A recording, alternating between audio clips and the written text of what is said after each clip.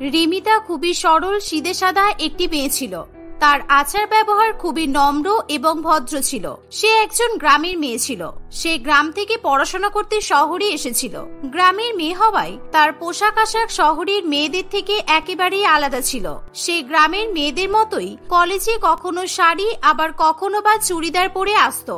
সেই কারণে ওই কলেজের অন্যান্য শহুরে মেয়েরা তাকে অপমান করত, আর রিমিতাকে কেউ পাত্তা দিত না। সকলেই রিমিতাকে এড়িয়ে চলত। কিন্তু ওই কলেজের একজনই ছিল যে রিমিতার খুবই কাছের ছিল। সরি আকাশ, আমার আসতে খুব লেট হয়ে গেছে। আজকে রাস্তাঘাট প্রচন্ড জ্যাম ছিল। বাস থেকে নেমে আমি কোনো অটো পেলাম না, সেই কারণে আমাকে হেঁটেই আসতে হলো। তুমি অটো পাওনি নাকি অটো ভাড়া দেওয়ার মতো তোমার কাছে টাকা ছিল না, আর সেই জন্যই তুমি হেঁটে হেঁটে এসেছো? আর গ্রামের লোকজনের এরকমই হয়, তাদের কাছে বাস গাড়িতে চলার মতো বেশি টাকা না থাকায় তাই হেঁটেই যাতায়াত করে। আকাশ, তুমিও তাহলে আমাদের কলেজের বাকি সকলেরই মতো? আমি গ্রামের মেয়ে বলে, আমি গরিব বলে সবাই আমাকে অপমান করে, আর আজকে তুমিও আমাকে অপমান করলে।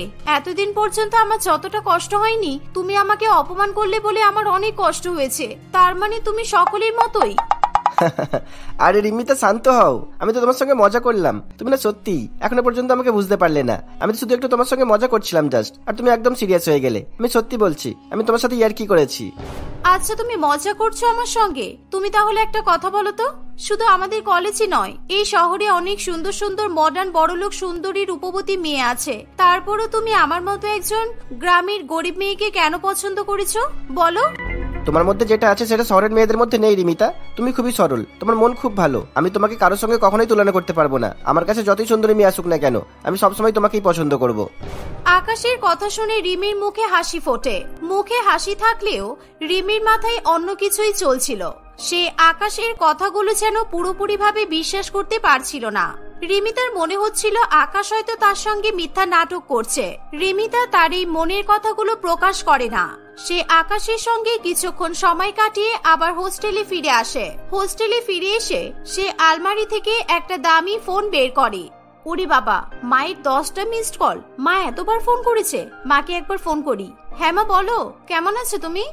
আমি কেমন আছি সেটা পরে বলবো, আগে তুমি বলো, তুমি ফোনটা ধরনি কেন? তুমি জানো না তুমি ফোন না ধরলে আমি কতটা টেনশনে পড়ে যাই? তুমি এরকম ভাবে একা একা থাকো সব সময়। আমি আর তোমার বাবা কত চিন্তা করি তুমি জানো তো? মা, তুমি একটু শান্ত হও। আমার সঙ্গে যতদিন আকাশ আছে ততদিন আমার কিচ্ছু হবে না। রিমিতার মুখে একটি ছেলের নাম শুনে তার মা বড্ড অবাক হয়। মানে এই আকাশটাকে? শহরের কোনো ছেলেকে কি তোমার পছন্দ হয়েছে? তুমি পড়াশোনা না করে তাহলে এসব করছো? তুমি জানো না শহরের ছেলেরা কেমন হয়? না মা, আমি পড়াশোনা করছি না কে বললো তোমাকে? আকাশ খুব ভালো। আমি আকাশের কথা তোমাদের বলবোই ভেবেছিলাম, কিন্তু আমি তার আগে ভেবেছিলাম আকাশের একটা পরীক্ষা নেব, তারপর তোমাদেরকে জানাবো। আকাশকে আমার ভালো ছেলে বলেই মনে হয়, কিন্তু তবুও মনের মধ্যে কোথাও যেন একটা ওকে নিয়ে সন্দেহ থেকেই যাচ্ছে। দিন দিন তোমার সাহস বেড়ে যাচ্ছে। এতদূর পর্যন্ত তুমি এগিয়ে গেছো, অথচ তুমি তোমার বাবা মাকে এই ব্যাপারে কিছুই জানাওনি। আমরা কালকেই তোমার কাছে আসছি। ওই আকাশের ব্যাপারে তোমার বাবা সবকিছুই খুঁজে বের করবে। না মা, দয়া করে তোমরা এরকম করো না। যা করার আমি করব, তোমরা এটা আমার উপরে ছেড়ে দাও। আর কালকে যদি তোমরা আসো তাহলে প্লিজ খুব সাধারণ ভাবে আসবে। তোমাদেরকে দেখে আকাশ যেন কিছুই বুঝতে না পারে, এমন ভাবে আসবে যাতে তোমাদেরকে দেখে গরিব বলে মনে হয়। এই বলে রিমিতা তার মায়ের ফোনটা কেটে দেয়। রিমিতার মুখে ওই কথাগুলো শুনে তার মা বড্ড চিন্তায় পড়ে। তাকে চিন্তা করতে দেখে রামমোহন বাবু বলে, কি হলো গিন্নি, তোমাকে এত চিন্তিত মনে হচ্ছে কেন? একটু আগেই তো তোমার মেয়ের সঙ্গে কথা বলছিলে, তাহলে এখন তোমার মুড অফ হয়ে গেল কেন? তোমার মেয়েটা তো কোনো কথাই খুলে বলতে চায় না, একেবারে তোমার মতোই হয়েছে। তোমার মেয়ে আকাশ নামে কোন একটা ছেলের চক্করে পড়েছে। আমরা কালকেই ওর কাছে যাব, ব্যাপারটা আমাদের ভালো করে জানতে হবে। আসলে রামমোহন বাবু ছিল মাধবপুর গ্রামের জমিদার। রামমোহন বাবুর বিশাল বিশাল সম্পত্তি ছিল। তাকে শুধুমাত্র গ্রামের লোকজন নয়, রিমিতে যে শহরে থাকতো ওই শহরের অনেক লোকজনই তাকে খুব ভালো মতোই চিনত। এক কথায় রামমোহন বাবুর খুবই নাম ডাকছিল। রিমিতার কথা মতো পরের দিনই গায়ত্রী দেবী এবং রামমোহন বাবু রিমিতার সঙ্গে দেখা করতে চলে যায়। তারা রিমিতার কথা মতো খুবই সাধারণ পোশাক আশাক পরে সেখানে এসেছিল। রিমিতা আকাশের ব্যাপারে তার বাবা মাকে সবকিছু বুঝিয়ে বলে।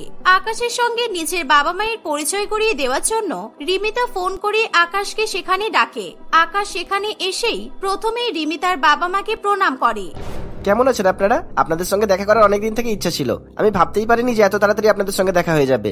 আকাশের এরকম নম্রভদ্র আচরণ দেখে রিমিতার বাবা মা দুজনেরই খুবই ভালো লাগে। এমনকি আকাশের সঙ্গে রিমিতার বিয়ে দেওয়ার জন্য তারা রাজি হয়ে যায়। কিন্তু সমস্যা হয় একটাই, আকাশের মা মালতী দেবীকে নিয়ে। মালতী দেবী একজন ভীষণই লোভী প্রকৃতির মহিলা ছিল। আকাশের মায়ের চারিত্রিক বৈশিষ্ট্য সম্পর্কে রিমিতা অনেক ভালো মতোই অবগত ছিল, কারণ এর আগে আকাশ একবার রিমিতাকে তার বাড়িতে নিয়ে এসেছিল। সেদিনই আকাশের মায়ের আচার ব্যবহার দেখে রিমিতা তাকে খুব ভালো মতোই চিনে গিয়েছিল। রিমিতা খুব ভালো মতোই জানতো তাদের বিয়ের সময় মালতী দেবী সমস্যা সৃষ্টি করবে, আর এখন ঠিক সেটাই হয়। তোকে আমি আগেও বলেছি, এখনো বলছি, ওই মেয়েটার চক্করে পড়িস না। ওই গ্রামের গরিব ভিখারি মেয়েটা তোকে ফাঁসিয়েছে। ওই চাল থেকে তুই বেরিয়ে আয়। শহরে এত সুন্দর সুন্দর মডার্ন বড়লোক মেয়ে থাকতে তুই ওরকম একটা গ্রামের গরিব ভিখারি মেয়েকে কেন বিয়ে করবি? আমি তোর জন্য অনেক সুন্দর আর বড়লোক মেয়ে দেখবো। না মা, আমি বিয়ে করলে শুধুমাত্র রিমিতাকেই বিয়ে করব। আর এই সমস্ত কথা তুমি কখনোই রিমিতার সামনে বলবে না, তা না হলে রিমিতা আমাকে খারাপ ভাববে। রিমিতা গ্রামের গরিব মেয়ে হতে পারে, কিন্তু তবু ওর মধ্যে একটা অদ্ভুত মায়া আছে, যেটা তুমি কখনোই বুঝবে না। তুই এত বোকা কেন হয়েছিস বলতো? আজকাল ছেলেরা বড়লোক মেয়েদের বিয়ে করে, মেয়ে কি করে সেটা না দেখে এখন মেয়ের বাবা কি করে সে কতটা বড়লোক ছেলেরা এখন এসব দেখে, কারণ বিয়ের পর যাতে সে কোনো বিপদে আপদে সাহায্য পায়। আমাদের অবস্থা তো অতটাও ভালো নয়। হ্যাঁ মানছি তুই এখন চাকরি পেয়েছিস, কিন্তু মাসে 30,000 টাকায় কিছুই হয় না। তোমার কাছে 30,000 টাকা কম মনে হতে পারে, কিন্তু আমার কাছে 30,000 টাকা অনেক, আর রিমিতার কাছেও 30,000 টাকা অনেক। আর এই 30,000 টাকা দিয়ে আমরা তিনজনে খুব ভালো মতোই থাকতে পারবো, এটা আমার বিশ্বাস। তোমার কথা আমি কিছুতেই শুনতে পারবো না, আমাকে তুমি ক্ষমা করো। এভাবেই আকাশ তার মায়ের বিরুদ্ধে গিয়ে রিমিতাকে বিয়ে করে বাড়িতে নিয়ে আসে। তাদের বিয়ে হয়ে গেলেও মালতী দেবী রিমিতাকে বৌমা হিসেবে কখনোই মন থেকে মেনে নিতে পারে না। সে আকাশের সামনে কিছু না বললেও আকাশের অনুপস্থিতিতে সুযোগ পেলেই রিমিতাকে অপমান করে। এই শোনো, আজকে সকালবেলা তোমাকে আকাশ 5,000 টাকা দিয়েছে না শপিং করার জন্য? ওই টাকাটা আমাকে ফেরত দাও। কিন্তু মা, ওই টাকাটা তো আকাশ আমাকে শাড়ি আর জামা কাপড় কেনার জন্য দিয়েছে। আপনি তো জানেন আমি ভালো শাড়ি জামা কাপড় কিছুই নিয়ে আসিনি। তোমার বাবা মায়ের সামর্থ্য আছে তোমাকে ভালো দামি জামা কাপড় শাড়ি দেওয়ার মতো? এমন করে বলছো যেন তুমি একদম বড়লোক বাবার, জমিদার বাবার একমাত্র মেয়ে। ঢং দেখলে একেবারে বাঁচা যায় না। গরিব মেয়ে গরিবের মতোই থাকবে, বেশি বড়লোক হওয়ার চেষ্টা করবে না। আমি বড়লোক হওয়ার চেষ্টা করছি না মা, আপনি তো আমাকে ভুল ভাবছেন। একদম মুখে মুখে তর্ক করবে না। কি মরতে যে আমার ছেলে তোমাকে বিয়ে করতে গিয়েছিল? তোমার মতো মেয়েকে নিয়ে সমাজে চলাই যাবে না। গ্রামের গেও ভূত একটা, 5টা লোকের সামনে নিয়ে যেতেই লজ্জা করে। তার উপরে তোমার বাবা এত গরিব। ওই যে আমাদের পাশের বাড়ির বল্টির ছেলে সঞ্জয় বিয়ে করেছে। বিয়েতে সঞ্জয়ের শ্বশুর মেয়ে জামাইকে একটা ফ্ল্যাট উপহার দিয়েছে। শুধু তাই না, যখনই কোনো সাহায্যের প্রয়োজন হয় তখনই শ্বশুর বাড়ি থেকে লক্ষ লক্ষ টাকা চলে আসে। ওরকম একটা মেয়ের সঙ্গেই আমি আমার ছেলের বিয়ে দেব বলে ভেবেছিলাম। মালতী দেবীর কথা শুনে রিমিতা মনে মনে খুবই কষ্ট পায়। তাকে অনেক কিছুই বলার ইচ্ছা করে রিমিতার, কিন্তু রিমিতা কিছুই বলে না। এরকম ভাবেই সময় কাটতে থাকে। দিনের পর দিন রিমিতার উপর অত্যাচার অপমান যেন বাড়তেই থাকে। হঠাৎ করে একদিন মালতী দেবীর হার্ট অ্যাটাক হয়, আর সেই সময় আকাশ বাড়িতে ছিল না। আকাশ কোনো এক জরুরি কাজে 1 সপ্তাহের জন্য শহর থেকে বাইরে গিয়েছিল। তাই রিমিতা আকাশকে ফোন না করে তার বাবাকে ফোন করে এবং তার বাবার সাহায্য নিয়ে তার শাশুড়ি মাকে একটি নার্সিং হোমে নিয়ে যায়। সেখানে যাওয়া মাত্রই সঙ্গে সঙ্গে মালতী দেবীর চিকিৎসা শুরু হয়ে যায়। আমার শাশুড়ি মায়ের যেন কোনো ক্ষতি না হয়, যে কোনো ভাবে আমার শাশুড়ি মাকে বাঁচিয়ে তুলতেই হবে। রিমিতার কথা শুনে ওখানকার ডাক্তারগুলো সঙ্গে সঙ্গে মালতী দেবীর চিকিৎসা শুরু করে দেয়। কিন্তু মালতী দেবীর শারীরিক অবস্থা খুবই খারাপ হওয়ায় সেখানকার ডাক্তাররা বিদেশি ডাক্তারকে সেখানে নিয়ে আসে।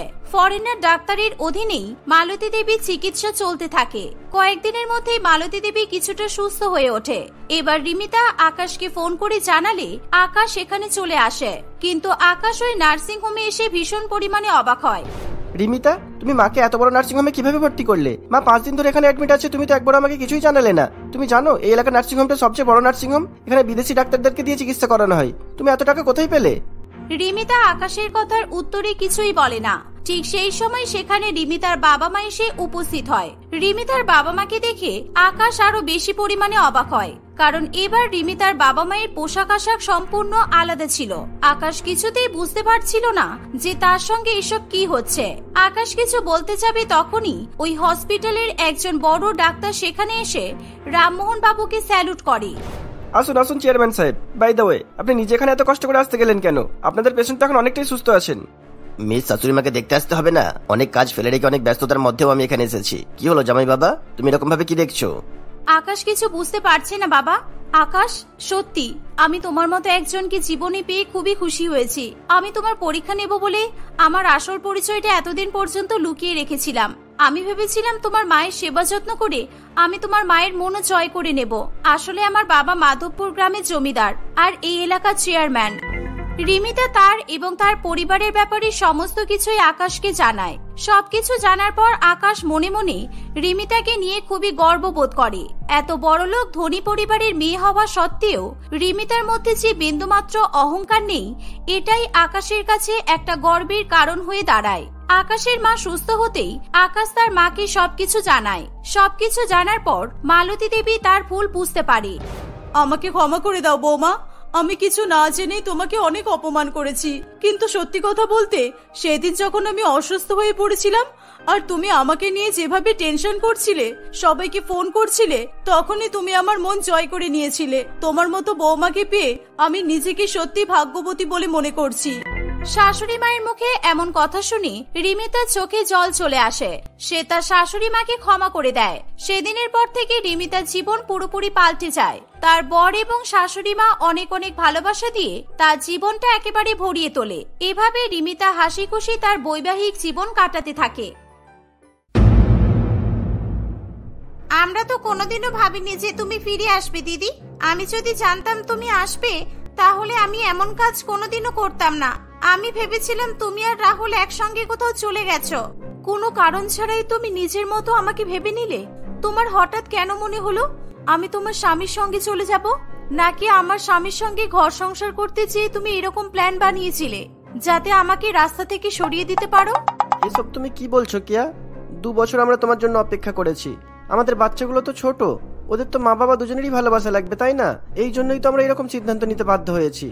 তুমি তো কোনো কথাই বলো না। যে নিজের ভাইয়ের বউয়ের জন্য নিজের স্ত্রীকে ভুলে যেতে পারে তাকে আমি মানুষ বলেই মনে করি না।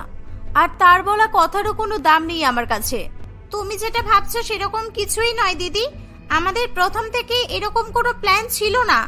আমরা শুধুমাত্র বাচ্চাগুলোর কথা ভেবে এরকম সিদ্ধান্ত নিতে বাধ্য হয়েছি, আর কিছু নয়। তুমি এভাবে আমাদের ভুল বুঝো না প্লিজ। আর কি ঠিক বুঝবো তোমাকে? আমার স্বামীকে বিয়ে করে আমার বাচ্চাগুলোকে নিজের করে নিয়েছো। তোমার বিয়ে করে আসার কয়েক মাসের মধ্যেই তো এমন দুর্ঘটনা ঘটলো। আমরা দুজনেই বাড়ি থেকে চলে গেলাম, তার মধ্যে তুমি নিজের ভাসুরকে বিয়ে করে নিলে। এবার কিন্তু তুমি ভদ্রতার মাত্রা পেরিয়ে যাচ্ছ। তোমাকে আমরা বোঝানোর চেষ্টা করলেও তুমি এইভাবে অভদ্র আচরণ করে যাচ্ছ। এত কিছুর পরও তুমি চাও তোমাদের থেকে আমি ভদ্রতা শিখি? আমি তো মীনাক্ষীর কথা বুঝতেই পারছি না। ওর যদি তোমাকে এতই পছন্দ ছিল তাহলে শুধু শুধু কয়েক মাসের জন্য রাহুলকে বিয়ে করে ওর জীবনটা নষ্ট করলো কেন? একেবারে তো তোমাকে বিয়ে করতে পারতো। আমি ডিভোর্স দিয়ে বাচ্চাগুলোকে নিয়ে চলে যেতাম। এরকম যদি কিছু থাকতো তবে তো তোমাকে বলতামই। শুধুমাত্র বাচ্চাগুলোর কথা ভেবে আর মীনাক্ষীর ভবিষ্যতের কথা ভেবে এই সিদ্ধান্ত নিয়েছি। আর তুমি কিনা আমাদেরকে এইভাবে অপমান করছো। মীনাক্ষীর আর কি আছে বলো তো? রাহুল চলে যাওয়ার পর থেকে ওকে যদি বাড়ি থেকে তাড়িয়ে দিতাম তাহলে ও কোথায় গিয়ে থাকতো? মীনাক্ষীর জন্য তো তোমার চিন্তা বরাবরের জন্যই ছিল। নিজে দেখে ভাইয়ের জন্য বউ এনেছিলে। এখন তো মনে হচ্ছে সেসবও তোমারই প্ল্যান ছিল। কিয়ার কাছে একের পর এক খারাপ কথা শুনে অরূপ প্রচন্ড রেগে যায় এবং সে কিছু না বলে সেখান থেকে চলে যায়। কিন্তু এরপরেও মীনাক্ষীর প্রতি কিয়ার খারাপ ব্যবহার একটুও কমে না। প্রায় 3 বছর আগের কথা, যখন কিয়া এবং অরূপ তাদের 4 বছরের ছোট্ট মেয়ে শিমলি এবং 2 বছরের ছেলে পাপাইয়ের সঙ্গে থাকত। অরূপের একমাত্র ভাই রাহুল বিদেশ থেকে পড়াশোনা করে সবেমাত্র দেশে ফিরেছিল। দেশে ফেরার কয়েকদিনের মধ্যেই রাহুলের সঙ্গে মীনাক্ষীর বিয়ে হয়। তারা সবাই মিলেমিশে খুবই মজা করে থাকত, কিন্তু কখনো কখনো মীনাক্ষীর ওপর কিয়ার খুবই সন্দেহ হতো। একদিন সন্ধ্যাবেলা অরূপ বাড়িতে আসতেই মীনাক্ষী তার জন্য জল নিয়ে আসে। এই মেয়ে, তুমি কি চাও বলো তো? তুমি কি আমার স্বামীর চোখে আমাকে খারাপ স্ত্রী প্রমাণ করতে চাইছো? দয়া করে তুমি এসব চেষ্টা করো না। আমি বেঁচে থাকতে তা কখনোই হতে দেব না। তুমি এমন ভাবে কেন বলছো দিদি? আমি কি এমন করলাম? দাদা এতক্ষণ পর অফিস থেকে বাড়ি ফিরলো, তাই জন্যই তো আমি একটু জল নিয়ে এলাম। তোমার দাদাকে জল দেওয়ার জন্য কি আমি ছিলাম না? নাকি দাদা বলেছিল যে তোমার হাতে জল সে খেতে চায়? কোনটা আমাকে বলো। তারপরে আমি বিচার করে বলছি তুমি ঠিক করছো না ভুল করছো। নাকি দাদা বলেছিল যে তোমার হাতে জলই সে খেতে চায়? এক গ্লাস জল দেওয়া নিয়ে এত ঝামেলা কেন করছো? আমি তো এখানে এসে 10 মিনিট ধরে বসে আছি, তোমার তো পাত্তাই পাইনি। তোমার কি কোনো হুঁশ ছিল যে আমি বাড়ি এসেছি? এই দুদিনের আসা মেয়ের জন্য তুমি তোমার বউকে এভাবে অপমান করতে পারছো? এত কিছু করে এই সংসারের জন্য এতদিন ধরে জীবন পাত করে গেলাম, আর এখন আমাকে দুদিনের আসা মেয়ের জন্য কথা শুনতে হচ্ছে। আমি ভাবছি বাপের বাড়িতে চলে যাব, তাহলে তোমরা শান্তি করে থাকতে পারবে। আমার দোষের জন্য তুমি প্লিজ এরকম সিদ্ধান্ত নিও না দিদি। বাচ্চাগুলো তোমাকে বড্ড ভালোবাসে, তোমাকে ছাড়া ওরা পাগল হয়ে যাবে। আমি কথা দিচ্ছি এবার থেকে দাদা জল চাইলেও আমি এনে দেব না। আমি এমন কিছু করব না যাতে তোমাদের অসুবিধা হয়। দেখলে, তুমি দেখলে কিভাবে মেয়েটা আমাকে অপমান করলো? আমি কি ওকে বলেছি যে জল চাইলেও না দিতে? দাঁড়িয়ে দাঁড়িয়ে তোমার সামনে আমাকে ছোট করছে, আর তুমি কিচ্ছু বলছো না। তোমাদের মন যা চায় তোমরা তাই করো। এই বলে কেয়া সেখান থেকে চলে যায়। কেয়ার ব্যবহারে অরূপ এবং মীনাক্ষী দুজনেরই খুবই খারাপ লাগে। কেয়া ছোটখাটো ব্যাপারে মীনাক্ষীকে খুবই অপমান করে। সে কিছু করলেও তাকে খারাপ কথা বলে, আবার কিছু না বললেও তাকে খারাপ কথা শোনায়। কেয়া মীনাক্ষীর জন্য জামা কাপড় পরা নিয়েও মাঝে মধ্যে রাগ দেখায়। এক কথায় বলতে গেলে সে মীনাক্ষীকে একেবারে কোণঠাসা করে দেয়। একদিন বাইরে ঘুরতে যাওয়ার সময় মীনাক্ষী একটা লাল রঙের শাড়ি পরে। এত সেজেগুজে কোথায় যাওয়া হচ্ছে শুনি? ভর দুপুর বেলা বাড়ির বৌমারা এভাবে সেজেগুজে ঘুরতে বেরোই আমি প্রথমবার দেখলাম। আসলে আমি আমার এক বন্ধুর সঙ্গে দেখা করতে যাব। বিয়ের পর থেকে একবারও তার সাথে দেখা হয়নি।